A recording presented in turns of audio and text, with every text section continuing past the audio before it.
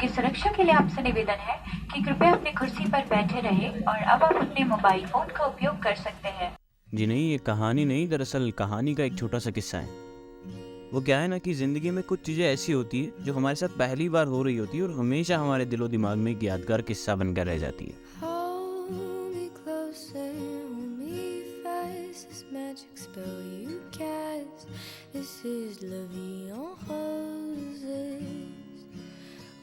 क्योंकि पहली बार होने वाली चीज़ों का एडवेंचर ज़रा हटकर होता है भैया।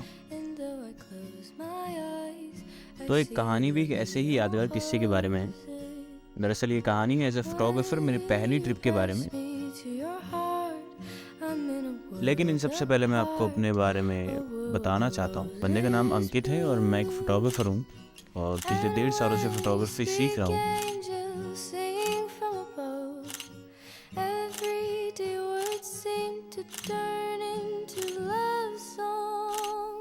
मुझे अलग अलग जगहों पर जाना और वहाँ के अलग अलग कहानियों को अपने कैमरे में कैद करना बहुत पसंद है और हर बार मेरी यही कोशिश रहती है कि वहाँ की ज़्यादा से ज़्यादा कहानियों को अपने कैमरे में कैद कर सकूँ, क्योंकि कहानियाँ और किरदार मुझे बहुत दिलचस्प लगते हैं।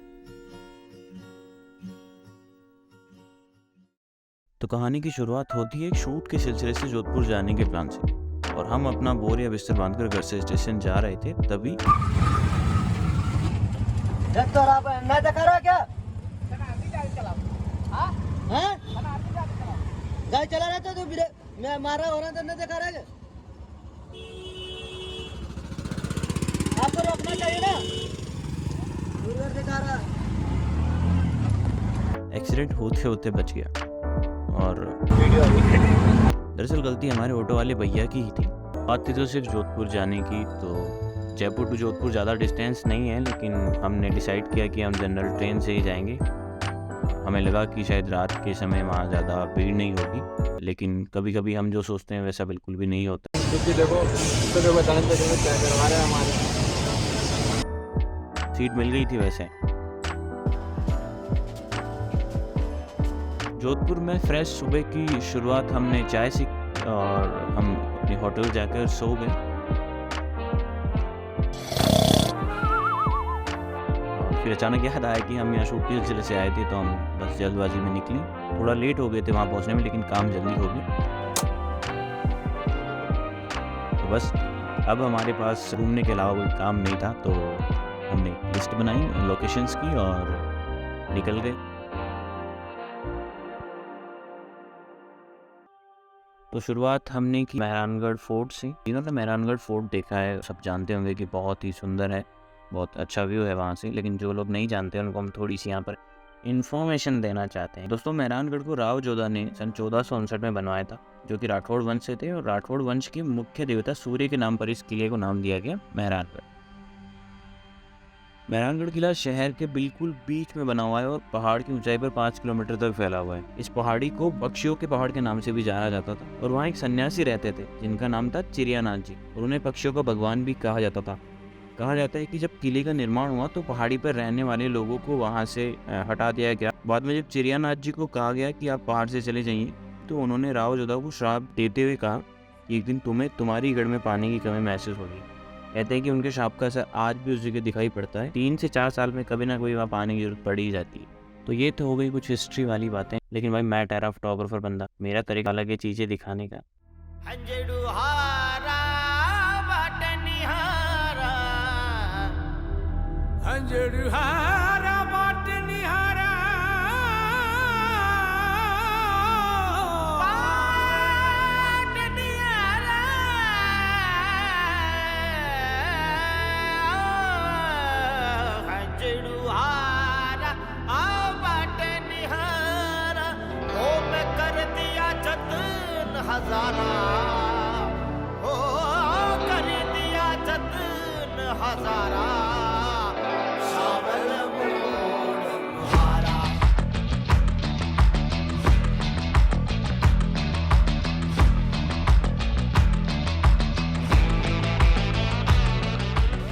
तो तो लगभग पूरा दिन मेहरानगढ़ में भटकने के बाद हम पहुंचे हमारी दूसरी लोकेशन रावजोधा डेजर्ट रॉक पार्क। लेकिन वहां जाकर पता चला कि 5 बजे वो बंद हो जाता है, तो फिलहाल अभी कोई चांस नहीं वहाँ जाने का। तो यहाँ का प्लान फ्लॉप होने के बाद हम पहुंचे हमारी नेक्स्ट लोकेशन टूर जी का चल रहा। देखते हैं क्या सीन बनता है आज। अभी कोई भी मूवमेंट नहीं है, बिल्कुल भी कोई माहौल नहीं है। और जब आपके साथ कुछ भी अच्छा नहीं हो रहा हो और भूख से हाल बेहाल हो रहा हो तो ज़्यादा रिस्क नहीं लेने का मामू। इसलिए हम लौट गए वापस होटल और जाते ही ऑर्डर किया हमने खाना और फिर हम टूट पड़े।